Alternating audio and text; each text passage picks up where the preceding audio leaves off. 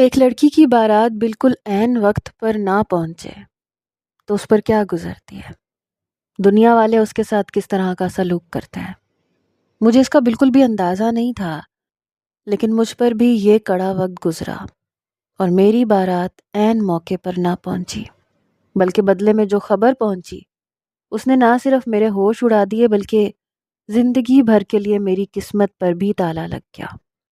اس سب کے پیچھے اگر کوئی ذمہ دار تھا تو وہ شاید صرف اور صرف میں ہی تھی، کیونکہ ایسا میری ہی ایک غلطی کی وجہ سے ہوا تھا، وہ غلطی جس کی وجہ سے میری پوری زندگی تاریک ہونے والی تھی۔ 18 سال کی عمر میں نے ایک ایسی بات کی تھی جس نے میرے مستقبل کو تاریک کر دیا تھا۔ نادانی میں ہونے والی اس غلطی کی وجہ سے جو کچھ میرے ساتھ ہوا، شاید وہ جان کر آپ کے ہوش اڑ جائیں گے اور آپ لوگوں کو سبق ملے گا کہ کبھی بھی اپنے ارد گرد موجود چیزوں کو بلا ضرورت نہیں چھیڑنا چاہیے۔ ایسی باتیں نہیں کرنی چاہیے جس سے زندگی بھر کے لیے نقصان اٹھانا پڑے۔ میں بھی اپنی ہی باتوں کی وجہ سے بہت بڑا نقصان اٹھا چکی تھی، لیکن اس کا احساس مجھے وقت گزرنے کے بعد ہوا۔ آج میرا نکاح تھا، سب بہت خوش تھے، بارات راستے میں تھی، میں دلہن بنی بیٹھی تھی، نکاح کا انتظار کر رہی تھی۔ تھوڑی دیر گزری کہ پورے گھر میں ایک طوفان سا برپا ہو گیا۔ میں ایک دم گھبرا گئی کہ نہ جانے کیا ہوا ہے، اتنا شور کس چیز کا ہے۔ تبھی میری بہن میرے پاس آئی، آ کے کہنے لگی کہ بارات ساری کی ساری تباہ ہو گئی، بارات والی بس الٹ گئی۔ میرے تو رونگٹے کھڑے ہو گئے کہ یہ کیا ہوا، مجھے تو کچھ سمجھ نہیں آ رہی تھی۔ سننے میں آیا تھا کہ بس ایک عورت بچی ہے اور اس کی بھی حالت کافی تشویشناک ہے، اماں اسی کا پتہ کرنے کے لیے گئی ہیں۔ مجھے تو حیرانگی تھی کہ یہ سب کیا ہو گیا۔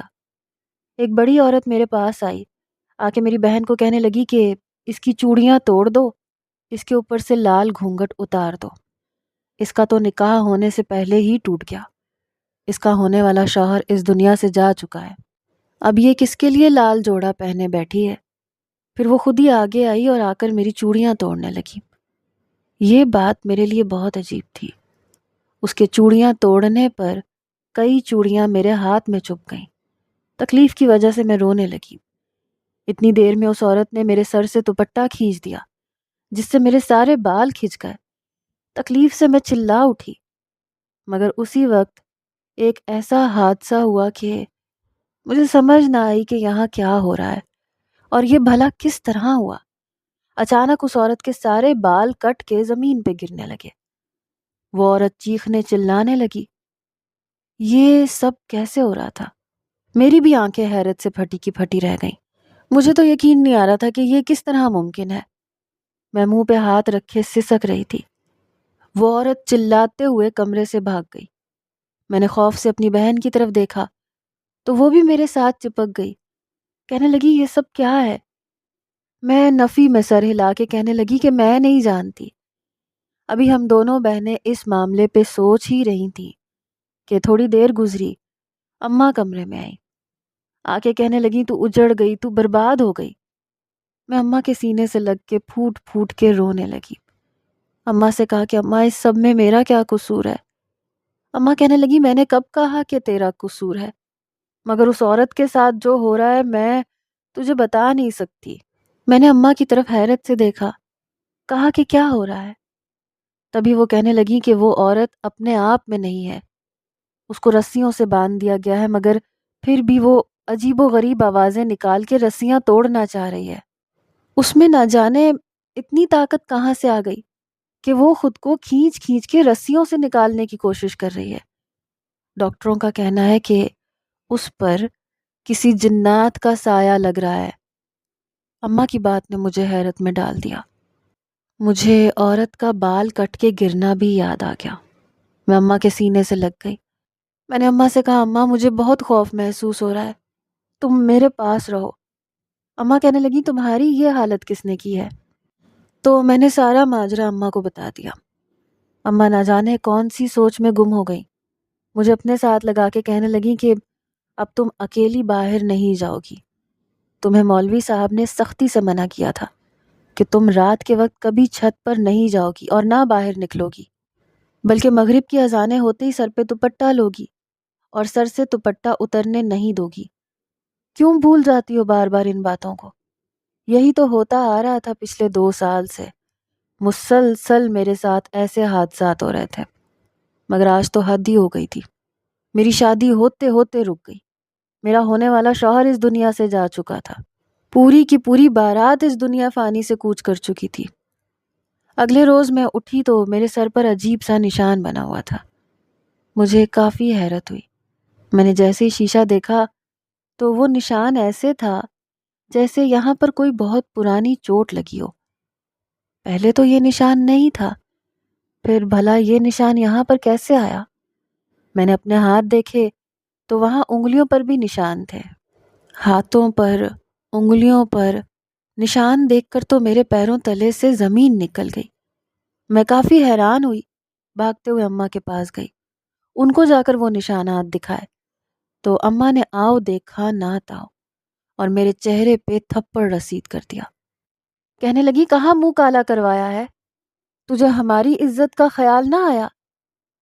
میں تو منہ پہ ہاتھ رکھے آنکھیں پھاڑے اماں کو دیکھ رہی تھی کہ اماں کیا کہہ رہی ہیں۔ میں نے اماں سے کہا کہ اماں آپ یہ کیسی باتیں کر رہی ہیں؟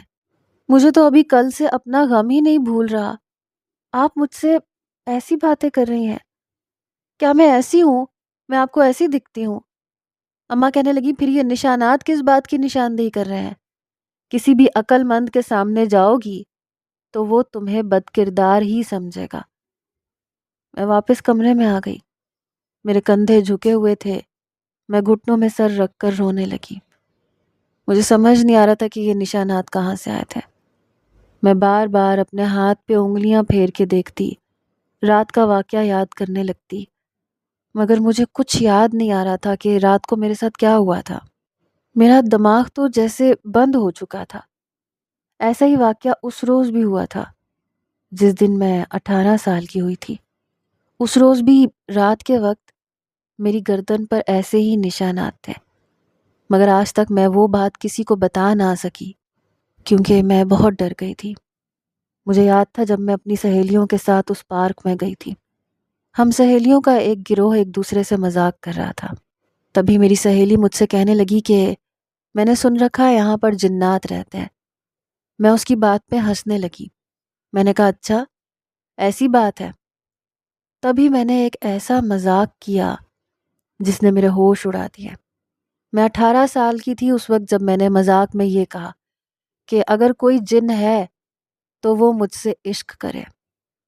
تبھی کوئی میری کمر پر ہاتھ رکھ کے بولا تھا میں ہوں شہنشاہ جنات اور آج سے تم میری ملکہ ہو۔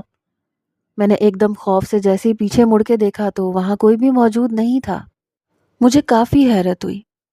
میں نے اپنی سہیلیوں کی طرف ہونک بنے ہوئے دیکھا، ان سے کہا کہ تم لوگوں کو کسی کی آواز آئی ہے؟ تو وہ مسکرانے لگی، کہنے لگی لگتا ہے تمہاری بات کا اثر ہو گیا ہے، اب تمہیں یہاں پہ جنات دکھائی دینے لگے ہوں گے۔ ساتھ ہی وہ اونچی اونچی آواز میں ہنسنے لگی۔ میں نے اپنی سہیلیوں سے کہا میری بات کا یقین کرو، یہاں پہ مجھے کچھ محسوس ہوا ہے جیسے کسی نے میری کمر پہ ہاتھ رکھا ہو اور یہ کہا ہو کہ آج سے تم شہنشاہ جنات کی ملکہ ہو۔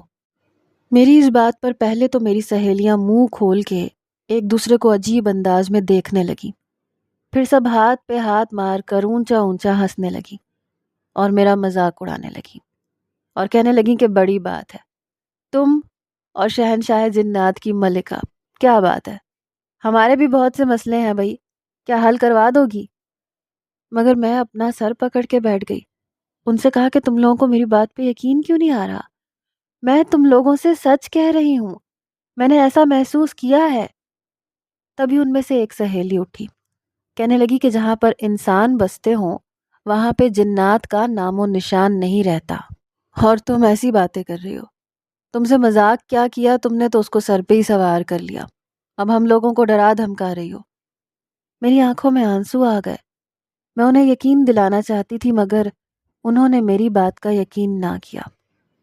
اس روز میں گھر آ گئی، رات کو سوئی ہوئی تھی جب اچانک سے میری گردن پہ مجھے جلن محسوس ہونے لگی۔ میں نے جیسے ہی اٹھ کے دیکھا، رات کا اندھیرا چھایا ہوا تھا، مجھے لگا کہ شاید کوئی کیڑا گردن پہ کاٹ گیا ہے، کوئی نشان نہ پڑ جائے، اسی لیے میں نے اٹھ کر جلدی سے کمرے کی لائٹ جلائی، شیشے کے سامنے جا کے کھڑے ہو کے دیکھا تو وہاں پر 3 انگلیوں کے نشان تھے۔ میں کافی حیران ہوئی، یہ نشانات کس چیز کے تھے اور کس کے تھے؟ اگر اماں یہ نشان دیکھ لیتیں تو نہ جانے وہ کیا سوچتی۔ اس لیے میں نے گردن پہ کپڑا لپیٹ لیا تاکہ اماں کو کچھ خبر نہ ہو۔ ایسے ہی دن گزرتے گئے، آہستہ آہستہ وہ نشان جانے لگا۔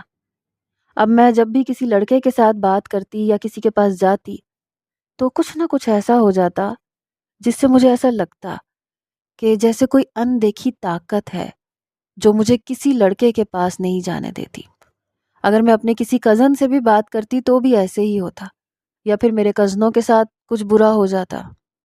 وقت گزرتا جا رہا تھا، اب تو میرے کزن بھی کوئی میرے پاس نہیں آتا تھا، وہ سب مجھ سے خوف کھاتے تھے۔ وقت گزرتا گیا، اب میری عمر 20 سال ہو چکی تھی۔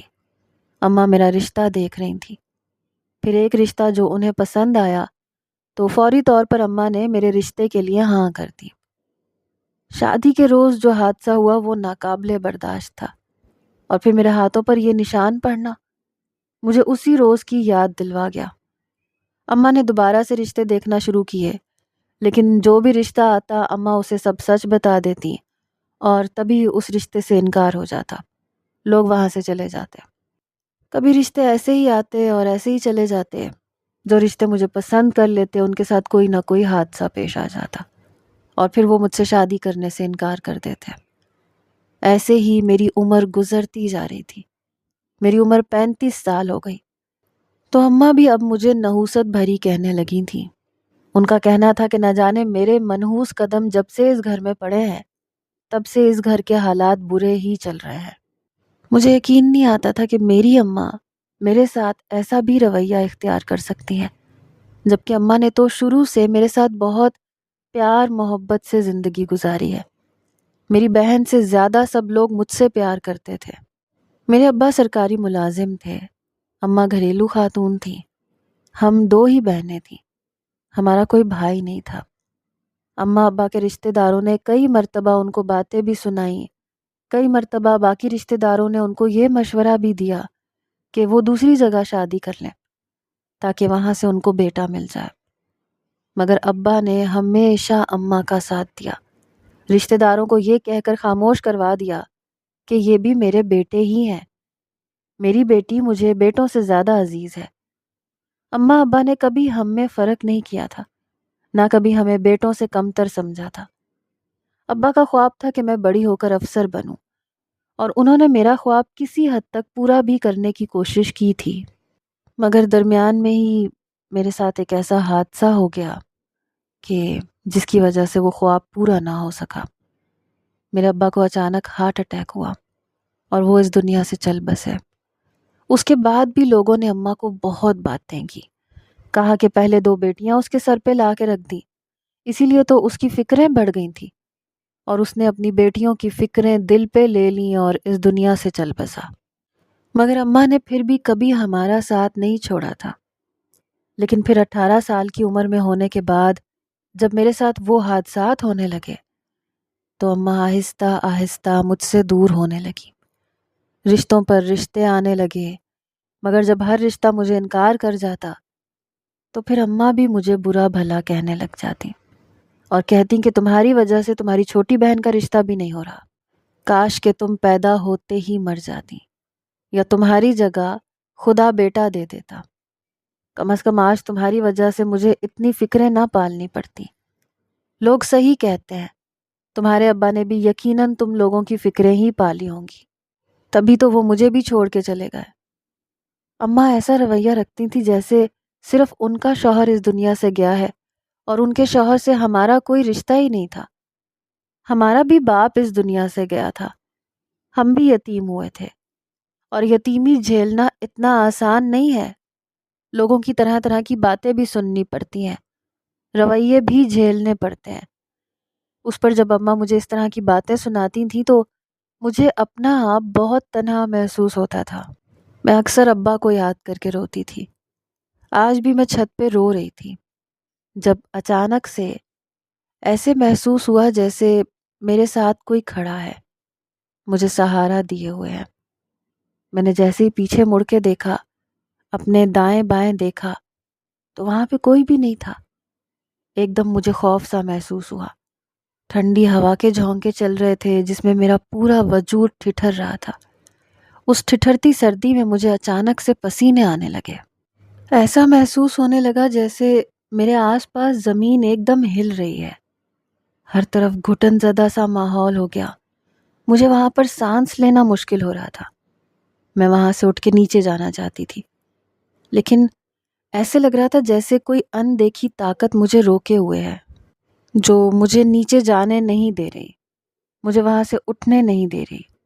میں نے بہت کوشش کی مگر میں ناکام رہی۔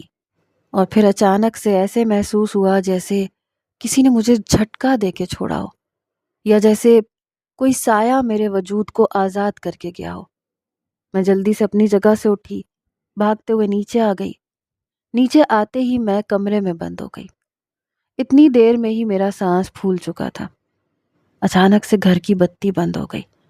میں ایک دم گھبرا گئی کیونکہ میں اس افتاد کے لیے تیار نہیں تھی۔ تھوڑی دیر گزری تھی کہ میرے کمرے کی کھڑکی کے پاس ایک موم بتی دکھائی دی۔ میں نے اماں کو آوازیں دی کہ اماں آپ ہیں یہاں پہ، مگر اماں نے مجھے کوئی جواب نہ دیا۔ میں ڈر رہی تھی، کانپ رہی تھی۔ کانپتے وجود کے ساتھ میں اٹھ کے کھڑکی کے پاس گئی۔ میں مسلسل اماں کو آوازیں دے رہی تھی۔ مجھے لگ رہا تھا وہاں پر جیسے اماں موجود ہیں۔ میں نے جیسے ہی کھڑکی کھولی تو اچانک سے وہ موم بتی بھی غائب ہو گئی۔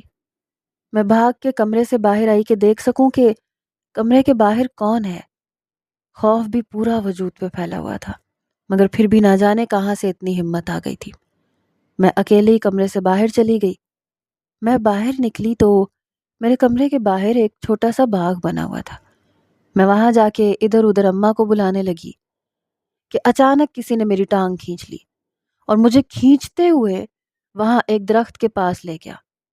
میں چلاتی رہی مگر کسی نے میری آواز نہ سنی۔ نہ جانے وہ کون تھا جو مجھے اس طرح کھینچ رہا تھا۔ کوئی اندیکھی طاقت تھی۔ میں اس درخت کے پاس آئی اور ڈر کے مارے وہیں پر بیٹھ گئی۔ میں اس درخت کو دیکھنے لگی۔ میرے چہرے پہ میرے حواس اڑ چکے تھے، رنگ سفید پڑ چکا تھا۔ میں اماں کو بلانا چاہتی تھی لیکن میری آواز جیسے منہ میں ہی بند ہو گئی تھی۔ میں لمبے لمبے سانس کھینچنے لگی۔ کچھ دیر گزری تھی کہ میں آہستہ آہستہ اس درخت کے پاس کھڑی ہونے لگی۔ میں نے جیسے ہی چہرہ اوپر کیا، میرے پیروں تلے سے زمین نکل گئی، کیونکہ وہاں ایک بلی کا بچہ مردہ پڑا ہوا تھا۔